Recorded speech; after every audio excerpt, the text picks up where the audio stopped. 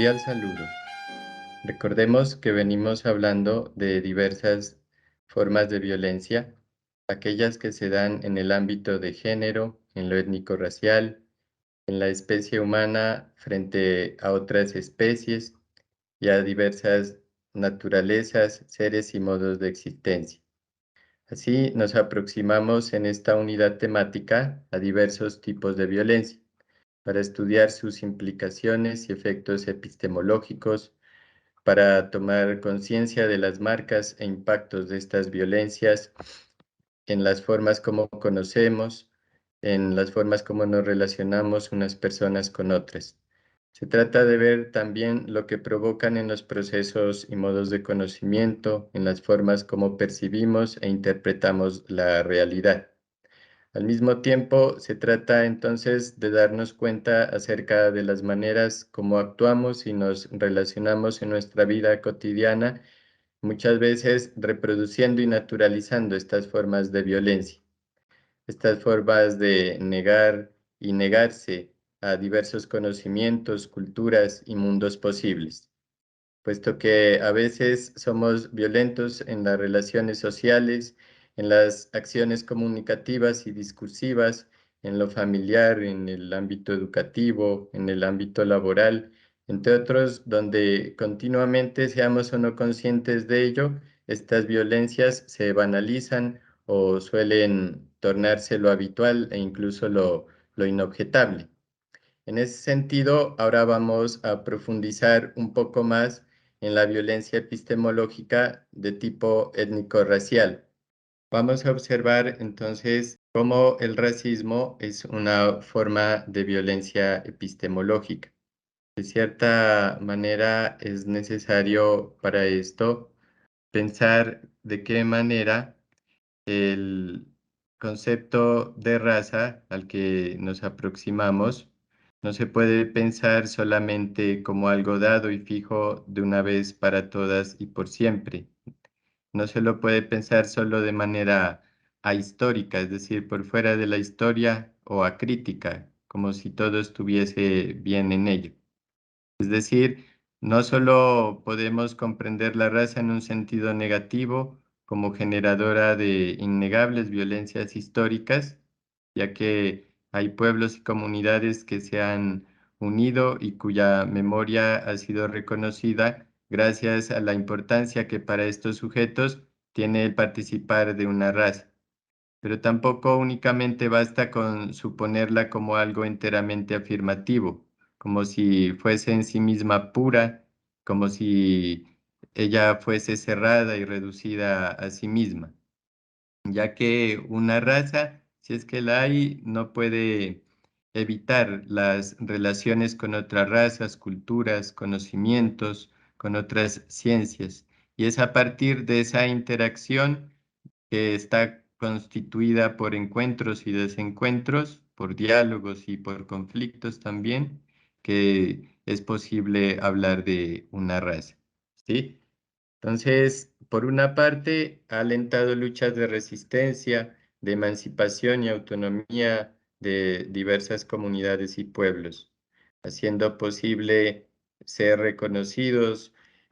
También es posible cómo a través de ese empoderamiento, a través de la raza, que cada sujeto se fortalezca y se una entre la comunidad. Pero también de otro lado se ha usado, ¿no?, la raza para sustentar procesos de discriminación, exclusión y violencia en función a una determinación racial.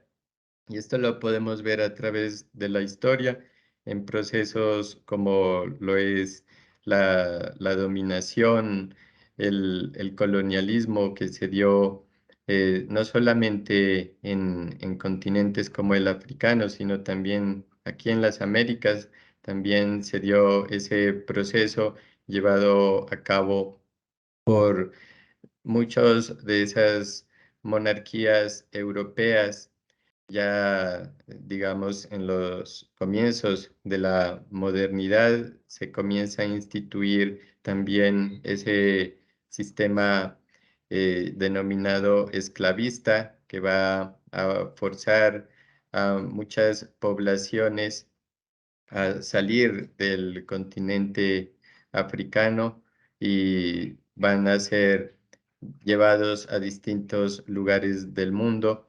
Van a ser también instituidas a partir de esa radicalización de la raza, van a ser instituidas divisiones sociales bastante radicales y extremas, como la que podemos apreciar se dio en Sudáfrica, cuando la población fue segregada, dividida en todos los ámbitos de la sociedad, y esto va a traer mucho sufrimiento y violencia para las poblaciones, mucha discriminación. Y podemos ver también cómo esta exacerbación, esta radicalización extrema de la raza llega a un punto bastante radical cuando se trata de dar un exterminio total de la existencia de una población, de un colectivo. De alguna forma, entonces, es por eso que hablamos de de una raza, de un concepto como el de raza, como algo dinámico, algo que está en tensión y disputa.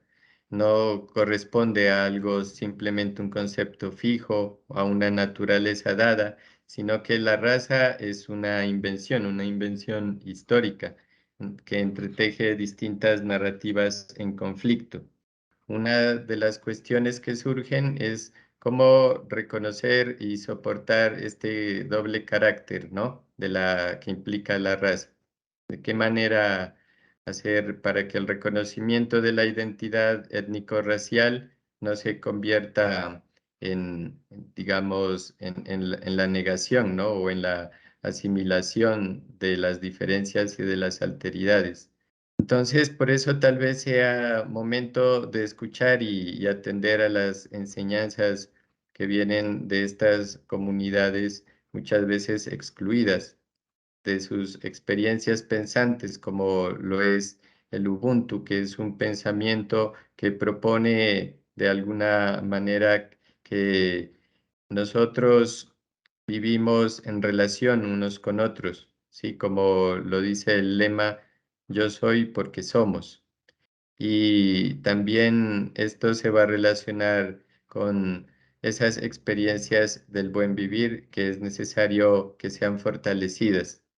Todo esto es algo decisivo en la actualidad, ya que los racismos siguen proliferando. Racismos son fenómenos sociales que tienden a, de alguna forma a desestabilizar emocionalmente, personalmente y colectivamente.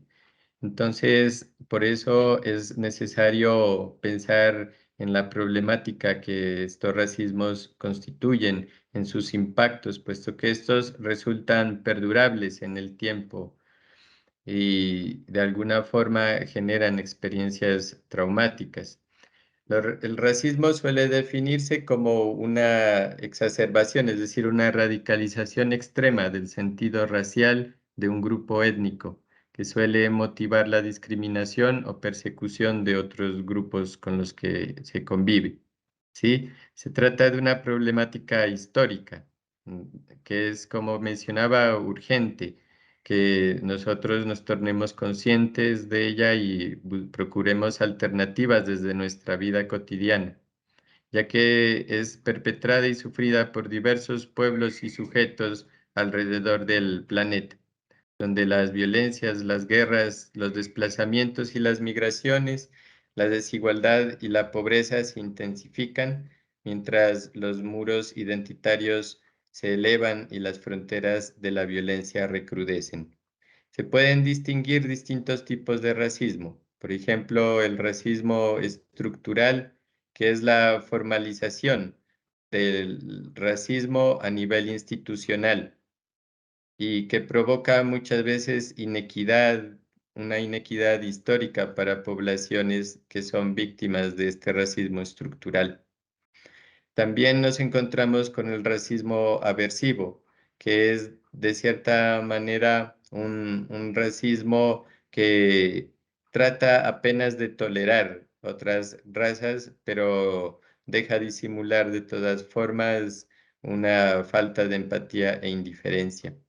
También nos encontramos con el racismo etnocentrista, que está basado en la consideración de una superioridad cultural o racial por parte de una etnia en particular, que supone entonces que otras serían una amenaza o serían inferiores a la propia. También nos encontramos con el racismo simbólico, que es bastante practicado cuando se encasilla en representaciones y en sistemas simbólicos que limitan a las personas y provocan una segregación cultural entre los grupos. Y el más radical se encuentra el racismo biológico, puesto que de acuerdo a este, ya una raza es biológicamente superior, es decir, por naturaleza es superior, mientras que otras, al ser inferiores por naturaleza, supondría este racismo biológico, degenerarían la raza que se supondría pura y principal. Entonces, es necesario por eso tener en cuenta cómo estos racismos han generado genocidios, han generado muchas veces el rechazo a determinadas clases sociales, han generado destrucción de saberes, de conocimientos, de culturas y cómo esto finalmente va a afectar no solamente a los seres humanos, sino también a los ecosistemas y a otros seres que viven y se relacionan con estas etnias y culturas que han sido discriminadas racialmente. Algunos de los presupuestos sobre los que trata de sustentarse este racismo, podemos encontrar, por ejemplo, el mito de la pureza racial, es decir, pensar que existe un origen de sangre pura, sin mezclas, o que el cuerpo es totalmente homogéneo y sin mácula. Esa suposición ha traído de alguna manera esa esa suposición de que existe una raza pura. La esencial superioridad de una raza que se supondría la elegida y por ende la única con posibilidades de desarrollarse, mientras que otras sería algo natural de acuerdo a este presupuesto racista, que sean o bien asimiladas o bien extintas. Y otro de los presupuestos sobre los que se sustenta el racismo tiene que ver con esa escala cromática en la invención del discurso racista que atraviesa las fronteras de la violencia racial. Así, por ejemplo, hay personas que por su color de piel o por su credo, entre otras determinaciones, suelen ser violentadas de diversas maneras alrededor del mundo. También nos encontramos con distintos ámbitos, lugares de encuentro, de formación que reproducen este racismo. Existen instituciones y estructuras sociales implicadas en la producción discursiva y en la práctica del racismo y sus engranajes. Se trata de actores que muchas veces participan del moldeamiento y el manejo del consenso racial y étnico. Es decir, que tratan las preferencias, los patrones de segregación. A partir de esos ámbitos se generan jerarquías, estereotipos y un consentimiento público de estos racismos. Entre esos ámbitos podemos encontrar donde se reproduce el racismo, seamos conscientes o no de ellos, el ámbito de los medios masivos de comunicación, ya que es bastante usual que tanto en la publicidad como en otros de los aspectos de los medios masivos de comunicación se traten de reproducir esos estereotipos y representaciones discriminatorias muchas veces de poblaciones y de sujetos. También el ámbito familiar suele encargarse de reproducir estos aspectos racistas. También estas tendencias racistas suelen encontrarse en la educación. Es bastante usual que en las relaciones pedagógicas, en las diversas relaciones con los colegas y las colegas en el ámbito educativo, se siga manteniendo estos modelos raciales. Y también esto suele reproducirse en el ámbito laboral, ya que, como señala Teun Van Dijk, el racismo es de alguna manera útil a las élites del poder. El racismo ofrece un marco estructural que facilita y reproduce las conveniencias e intereses de los grupos de poder dominantes. Y de alguna forma, por eso es necesario tratar de pensar en esta problemática, ya que estamos viendo, como nos lo recuerda un pensador camerunés llamado Achille Mbembe, estamos viviendo una segregación a nivel planetario, como si se diera una división, una segregación social, racial en el mundo entero en diversos contextos con problemáticas diferentes, pero es una tendencia que se sigue reproduciendo en todo el mundo. De cierta forma, por eso es que hay que reconocer que la historia, estas historias del racismo no solamente incumben a las personas que han sido víctimas de ello, sino que también, de cierta manera, nos nos comprometen y también indirecta o directamente nos afectan a todos los seres humanos. Es necesario dentro de este cuestionamiento del racismo, entonces, del racismo epistemológico en especial, reconocer así que los centros de dominación tradicionales, que comúnmente se catalogaban como los lugares superiores y exclusivos del saber, como esas grandes metrópolis del conocimiento, van dando lugar a otros conocimientos, a otras alternativas, a otros diálogos de saberes. Es decir, se va dando reconocimiento a esa densa materialidad de la presencia de los pueblos. Es así como podemos pensar junto con el antillano MSC que nuestra época es la de la identidad reencontrada, la de la diferencia reconocida, la de la diferencia mutuamente consentida y por consentida superable en complementariedad, lo cual hace posible, señala este pensador, una solidaridad y una fraternidad nuevas. Es por eso interesante escuchar a pensadoras como la filósofa y activista Angela Davis, quien hace un llamado bastante importante, no solo a la inclusión, porque esta no basta, sino a transformar de manera concreta y profunda las estructuras de las sociedades, para así poder abolir ese racismo estructural que nos constituye, seamos conscientes o no de ellos en diversos ámbitos de nuestra vida.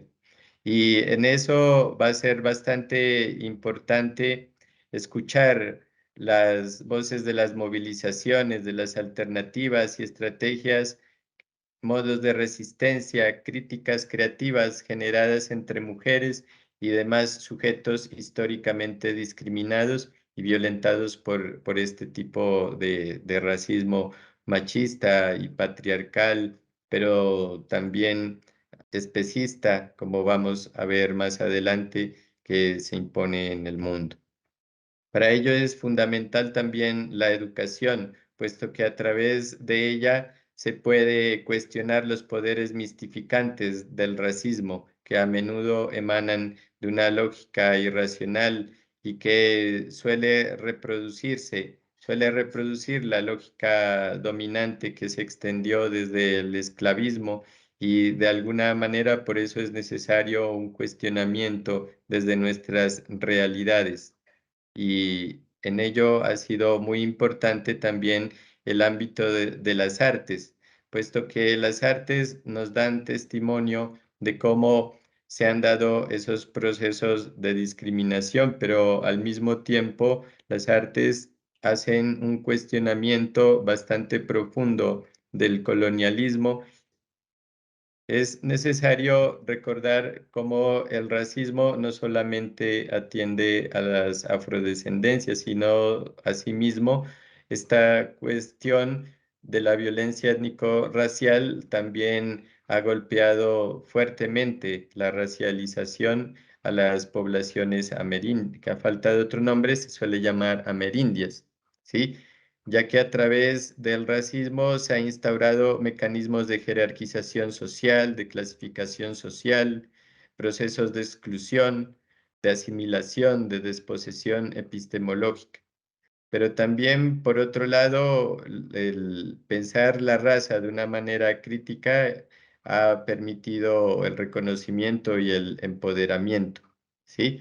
Entonces, es necesario, de alguna manera, pensar en cómo estos diversos pueblos de las Américas han construido también críticas y formas de resistencia, de rebelión y transformaciones frente a este estado de cosas racista que trata de imponerse.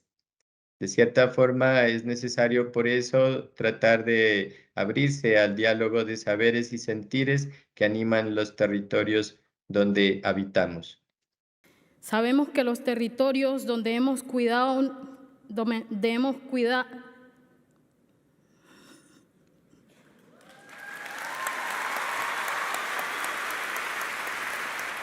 sabemos que los territorios donde hemos construido comunidad y recreado nuestra cultura no fue un regalo, pues le costó a nuestros mayores muchos años de trabajo y sufrimiento en las minas y haciendas esclavistas.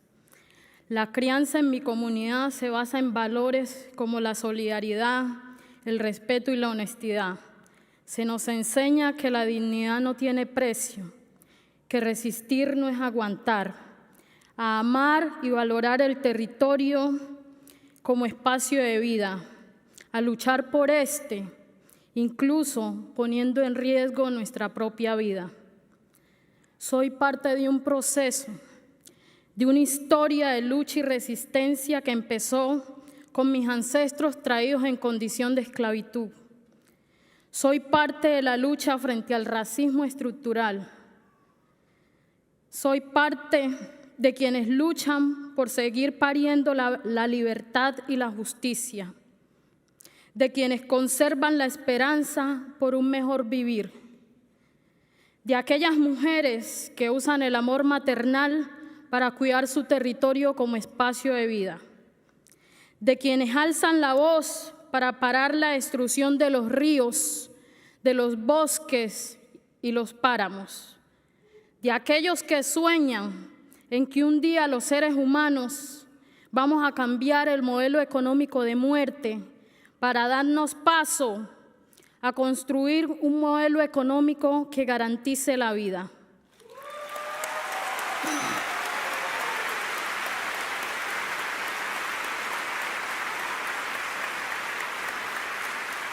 Ustedes pueden quedarse tranquilos y pensar que nada está sucediendo mientras el planeta, la casa común, se destruye.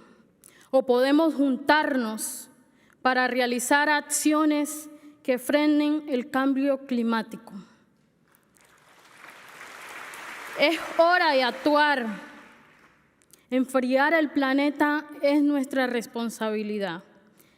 Gracias a la familia extensa, al Consejo Comunitario La Toma, a la movilización de mujeres negras por el cuidado de la vida y los territorios ancestrales, a ACOM, al proceso de comunidades negras. Gracias a la Fundación Goldman por este premio, que no es un reconocimiento exclusivo a Francia Márquez, sino a todas y todos los que resisten por defender el medio ambiente y la vida. Gracias a Berta Cáceres, que nos sigue acompañando.